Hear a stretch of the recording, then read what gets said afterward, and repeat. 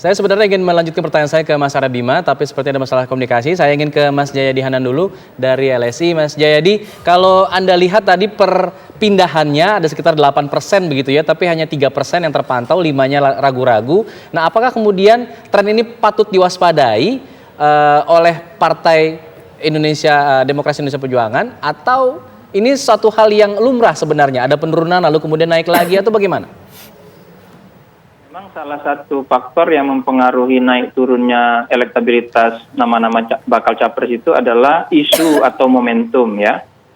Nah, pertanyaannya apakah isu atau momentum tidak jadinya kita menjadi tuan rumah Piala Dunia dan kekecewaan masyarakat atas tidak terselenggaranya itu akan bersifat momentum yang menjadi dasar dari momentum yang lain yang lebih panjang gitu, itu masih tergantung perkembangan. Kita harus lihat. Biasanya isu-isu seperti ini efeknya itu tidak terlalu lama bertahan, bisa sampai sebulan 2 bulan gitu. Karena isu-isu itu kan bisa datang bisa pergi, kecuali kalau isunya memang sangat menyita perhatian publik, menimbulkan punya dampak emosional gitu, lalu misalnya terkait dengan kehidupan sehari-hari masyarakat, nah itu bisa menjadi momentum yang terus-menerus bisa berpengaruh. Ya. Nah, sepak bola ini memang sangat banyak melibatkan orang ya, dan seringkali juga cukup emosional, tapi dia tidak langsung terkait misalnya dengan kehidupan sehari-hari masyarakat misalnya. Jadi tanpa sepak bola masyarakat masih bisa makan kan gitu. Ya. Tanpa sepak bola masih bisa beraktivitas yang lain. Jadi kita harus tunggu ke depan. Baik. Dugaan saya dampak dari peristiwa ini bisa panjang, bisa berumur pendek, tergantung bagaimana masing-masing pihak memanfaatkannya. Tentu saja pihak yang memperoleh keuntungan elektoral dari gagalnya Indonesia menjadi tuan rumah itu akan bisa menjadikannya sebagai basis untuk sosialisasi lebih jauh. Baik. Ya, tetapi berita baiknya bagi misalnya Pak Ganjar dan tim adalah ternyata yang 8% itu banyak yang berpindah ke kolom ragu-ragu. Yang ragu-ragu itu kan bisa dibujuk kembali, bisa bujuk kembali kalau dilakukan upaya-upaya. Tapi kalau tidak dilakukan upaya-upaya serius seperti yang disampaikan oleh Pak Karim Suryadi tadi, maka bisa jadi yang ragu-ragu itu lalu di-maintain kekecewaannya, lalu didekati oleh calon lain, bisa jadi mereka benar-benar berpindah. Nah, yang sudah berpindah betul-betul menjadi pemilih yang solid untuk calon yang baru gitu. Nah, faktor-faktor apa yang bisa menentukannya? Saya kira paling tidak gabungan beberapa hal tadi. Kalau isunya isunya menarik perhatian publik, bisa menimbulkan emosi, berdampak emosional gitu, lalu terkait dengan kehidupan sehari-hari masyarakat, lalu dikaitkan dengan endorsement dari presiden sebagai tokoh yang masih berpengaruh, maka itu bisa berdampak cukup panjang. Baik.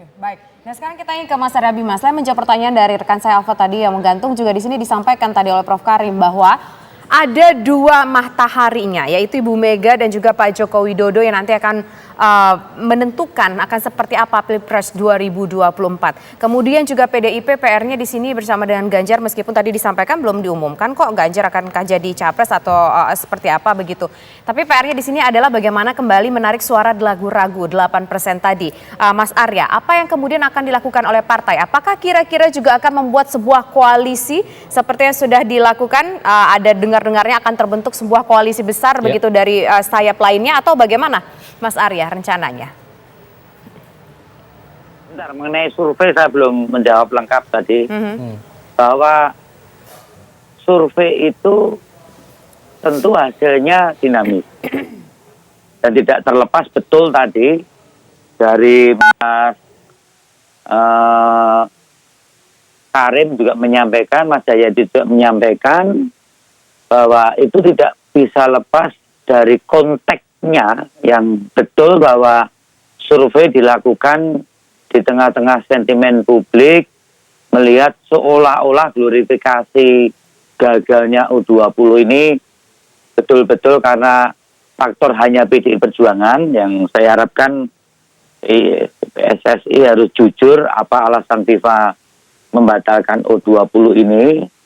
Kami tidak mengelak karena memang ada pernyataan dari PDI Perjuangan sendiri ya, yang menyampaikan bahwa kita mengambil langkah untuk menyampaikan pesan politik mengenai kehadiran Israel. Kami sangat mengapresiasi sebenarnya langkah Pak Jokowi sampai bisa kita mendapatkan kepercayaan U20. Kita mengapresiasi juga langkah-langkah PSSI sebenarnya untuk kita bisa melakukan pertandingan Piala Dunia. Namun karena kehadiran Israel ini kemudian menjadi konstruksi secara ideologis dan secara politis dan potensi terjadi kerusuhan yang luar biasa yang sangat mengganggu juga jalannya pemerintahan Pak Jokowi di akhir masa tugasnya. Akhirnya berbagai upaya sejak Agustus yang dilakukan oleh PDI Perjuangan dan bermuara pada pernyataan Ganjar Pranowo dan Iwayan Koster selaku kader PDI Perjuangan itu berakibat pada persepsi publik seolah-olah yang menjadi tumpuan gagalnya U20 itu adalah sikap dari kader PDI Perjuangan. Kami sangat yakin bahwa Partai PDI Perjuangan bertindak atas dasar kebenaran politik, kebenaran ideologis, dan kami terus melangkah ke depan. Kami adalah pendukung yang mengusung Pak Jokowi dan harus mengawankan pemerintahan Pak Jokowi ini sampai selesai secara aman dan tuntas. Bahwa kemudian pernyataan dari Ganjar Pranowo dan Iwayan Koster selaku gubernur itu dinilai sebagai satu hal yang dikontraskan dengan pernyataan Pak Jokowi. Saya percaya itu hanya sesuatu yang sifatnya temporer. Tapi sekali lagi, sikap PDI Perjuangan adalah sikap ideologis dan politis, dan kami percaya sebagai bangsa besar, para pemain, para supporter, kita pun akan masih punya kesempatan yang sangat luar biasa untuk menggelar berbagai acara seperti U20. Mengenai keinginan terkait dengan apa itu yang disebut koalisi, saya melihat bahwa mengenai persoalan koalisi kita tidak lagi menyebut koalisi. Kita melihat itu bentuk kerjasama karena arahan dari Ibu Ketua Umum bahwa kita akan memperkuat sistem presidensial, ya, presidensial.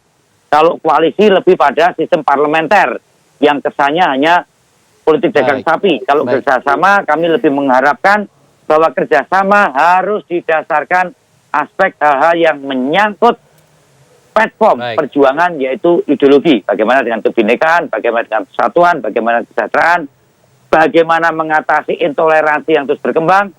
Maka wacana koalisi ini hendaknya dicermati sebagai realitas yang sebenarnya adalah setelah secara resmi KPU mengumumkan, dan itu masih waktunya 6 bulan.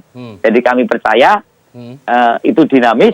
PDI Perjuangan memang secara formal itu bisa mengusung kandidat, tapi kita akan tunggu nanti harus bekerja sama dengan partai yang lain. Kita akan tunggu nanti langkah dari PDIP seperti apa untuk mengatasi elektabilitas yang turun ini. Terima kasih semuanya sudah bergabung bersama kami di Kabar Petang. Selamat sore.